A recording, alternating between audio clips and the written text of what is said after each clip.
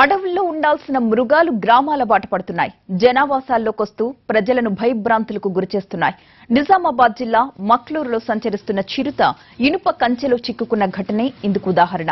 అయితే అది చాకచక్యంగా తప్పించుకుని పారిపోయింది. అయితే అది అడవిలోకి పారిపోయిందా లేక గ్రామాల్లోనే ఎక్కడైనా నక్కిందా అనేది స్థానిక ప్రజలను హడలెత్తిస్తోంది.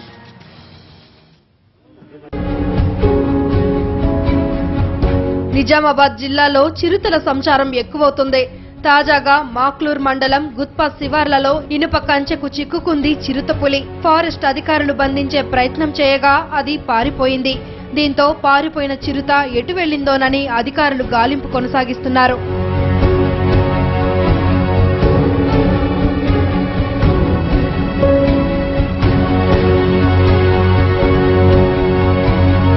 చిరుత పారిపోయిందని తెలుసుకున్న మక్లూరు, మామిడిపల్లి, రామచంద్రయ్యన్పల్లి గ్రామస్తులు ఇళ్ల నుంచి బయటికి రావడానికే భయపడుతున్నారు.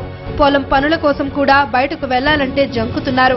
ఫారెస్ట్ అధికారులు మాత్రం చిరుత అటవీ ప్రాంతంలోకి వెళ్లి ఉంటుందని ఆందోళనకు గురి కావద్దని సూచిస్తున్నారు. ఎర్లీ మార్నింగ్ ఏ టైం చిక్కుందో తెలియదు, మనకి information 10. Now it is almost 4:35. So almost 5-6 hours we have done this rescue operation, and we have first thing cordoned off this area. And ప్రజలు ఎక్కువ మంది వస్తే కూడా it will try to attack or అది ఇక్కడి నుంచి పారిపోవడం, అది ఇంజూర్ చేసుకోవడం అని జరిగేవి. బట్ somehow పోలీస్ సపోర్ట్ తో, మా అదర్ స్టాఫ్ సపోర్ట్ తో we could cordon off this area. And Hyderabad zoo officials కూడా వచ్చారు కాబట్టి అదే కనుక రెస్క్యూ చేసి ఉంటే సేఫ్గా ఇంకా మనం జూకి పంపించి అక్కడ కొన్నాళ్ళు ట్రీట్మెంట్ ఏమైనా అవసరం అయితే ట్రీట్ చేసి మళ్ళీ వైల్డ్లో వదిలేవాళ్ళం. మళ్లీ చిరుత ఎవరిపైనైనా దాడి చేసే అవకాశం ఉండడంతో అధికారులు, సిబ్బంది దీనికోసం గాలిస్తున్నారు. మొత్తం మీద నిజామాబాద్ జిల్లాలో చిరుతల సంచారం కలకలం రేపుతోంది. ఇటు హైదరాబాద్ శివార్లలోని రంగారెడ్డి జిల్లా కొత్తపల్లి ప్రాంతంలో చిరుత కలకలం రేపుతోంది. ఇప్పటికే పదుల సంఖ్యలో గొర్రెలు, మేకల్ని పొట్టన పెట్టుకుంది. దీంతో పొలాలకు వెళ్లడానికి రైతులు భయపడుతున్నారు. దీంతో చిరుతను పట్టుకోవడానికి ఫారెస్ట్ సిబ్బంది రంగంలోకి దిగింది. దీనిపై మా ప్రతినిధి రాజు స్పెషల్ రిపోర్ట్. యాచారంలో కావచ్చు, ఇటు పక్కన ఉన్నటువంటి కొత్తపల్లి చుట్టుపక్కల ప్రాంతాల్లో చిరుత అనేది సంచరిస్తుందని చెప్పి ప్రతి ఒక్కరూ కలవరపడుతున్నారు. ఇప్పటికే మేకల గుంపులపై దాడి చేయడము, మేకలను తినే ప్రయత్నాలు చేస్తుంది చిరుత. ఈ నేపథ్యంలో చిరుతనా కాదా, అసలు దీన్ని ఎలా గుర్తిస్తున్నారు, ఏంది? ఇప్పటికే ఫారెస్ట్ అధికారులు ఇక్కడికి వచ్చారు. ఇది ఆడ చిరుతగా దాన్ని గుర్తించినటువంటి పరిస్థితి. చిరుత నడుచుకుంటూ వచ్చినప్పటి వాటి అడుగులను ఇప్పటికే ఫారెస్ట్ అధికారులు వాటిని రౌండప్ చేశారు. ఫారెస్ట్ రేంజ్ ఆఫీసర్ సత్యనారాయణ గారు మనతో ఉన్నారు. ఆయన్ని అడిగి తెలుసుకుందాం. సార్, చిరుత ఇక్కడికి వచ్చిందంటేనే జనం భయపడుతున్నారు. వాస్తవానికి అందరూ అటు జూ పార్క్ కానీ లేదంటే సినిమాల్లోనే చూస్తున్నారు. ఒకసారిగా ఈ గ్రామంలో చిరుత ఉనికి మాత్రం ఒక భయం కొల్పిస్తుంది. వాళ్ళు ప్రాణాలను అరచేతిలో పెట్టుకునేటువంటి పరిస్థితి ఉంది. ఇది చిరుత అని అసలు ముందుగా మీరు ఎలా గుర్తించారు? చిరుతని గుర్తించడానికి ముఖ్యంగా వాటి యొక్క ఫుట్ ప్రింట్స్, అంటే వాటి యొక్క పాదం యొక్క గుర్తులను బట్టి మనం ఐడెంటిఫై చేయడం జరుగుతుంది.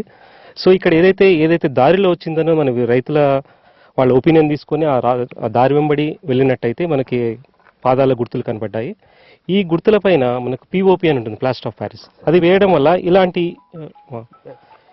ఇలాంటి మౌల్డ్ మనకు వస్తుంది. అయితే మనకి ఆడ చిరుతపులికి మగ చిరుతపులికి తేడా ఏంటి అంటే పాదముద్రలో స్క్వేర్గా వస్తుంది, ఇది ఏమో రెక్టాంగిల్గా వస్తుంది అన్నట్టు, అంటే దీర్ఘచతురస్రాకారంగా ఉంటుంది. ఒకవేళ దీన్ని మెజర్ చేసినట్టయితే మనకి 7 సెంటీమీటర్స్, ఒకవైపు 7 సెంటీమీటర్స్, ఇంకోవైపు 9 సెంటీమీటర్స్ ఉంటుంది. అంటే దిస్ ఈజ్ నథింగ్ బట్ ఆడ చిరుతపులి యొక్క ఫుట్ ప్రింట్స్ అనేది మనకు అర్థమవుతుంది. అంటే ఇవన్నీ సెంటీమీటర్స్ పంజానా సార్? పంజా, ఇదంతా కూడా పంజా, ఇది గుర్తులు ఇదంతా కూడా పంజాగా ఇప్పటికే దీన్ని గుర్తించారు. ఇది ఆడ చిరుతకు సంబంధించినటువంటి పాదాలుగా చేశారు. సార్, ఇక్కడ ఉన్నటువంటి గుర్తులను మీరు పరిశీలిస్తే ఒకటే చిరుత ఉందా లేదంటే ఇంకా నిజంగా వేరే వాటి గుంపు ఏమైనా ఉందా సార్? ప్రస్తుతం ఒకటే ఉన్నట్టుగా మా ట్రేస్ అవుట్ చేయడం వల్ల అది బహిర్గతం అయిపోయింది. ఒకటే ఉన్నది. అంటే ఇక్కడ నుంచి చిరుత ఎటువైపు వెళ్ళినట్లుగా మీరు చూస్తున్నారు? మొన్న కూడా మీరు వచ్చి ఇక్కడికి చూసి వెళ్ళారు. సో ఇక్కడ నుంచి పరిశీలించిన తర్వాత దాని అడుగుజాడలు అబ్జర్వ్ చేస్తే దాదాపుగా గుట్ట ఉంటుంది ఇక్కడ. ఈ గుట్ట వరకు మేము వెళ్ళడం జరిగింది బై వాక్. అంటే రెగ్యులర్ పాత్లోనే నడుస్తుంది అది, ఏదైతే మనుషులు నడిచే దారిలోనే అది నడుస్తుంది. కాబట్టి దాని వెంబడే మేము ఐడెంటిఫై చేసుకుంటూ వెళ్తే కరెక్ట్గా హిల్ వరకు వెళ్ళింది అన్నట్టు. అంటే లెఫ్ట్ సైడ్ హిల్లో దీనికి సంబంధించిన కేవ్స్ ఏం లేవు. అయితే రైట్ సైడ్ ఉంది చూడండి, అక్కడ దీనికి అనుకూలంగా ఉండే కేవ్స్ చాలా ఉన్నాయని చెప్పేసి మన వీళ్ళ ఫీడ్బ్యాక్ అది. సో దాంట్లో అది ఆవాసం ఏర్పరచుకొని బహుశా ప్రస్తుతానికి అది అక్కడనే హాల్ట్ చేసి ఉంటుందనేది మేము గట్టిగా నమ్ముతున్నాము. సో దానిని ఇంకా పక్కా కన్ఫర్మ్ చేయాలని చెప్పేసి మేము ఏం చేస్తామంటే ఈ రెగ్యులర్ పాత్లోనే కెమెరాస్ అన్ని కూడా వాటిలో ఫిట్ చేయడం జరుగుతుంది.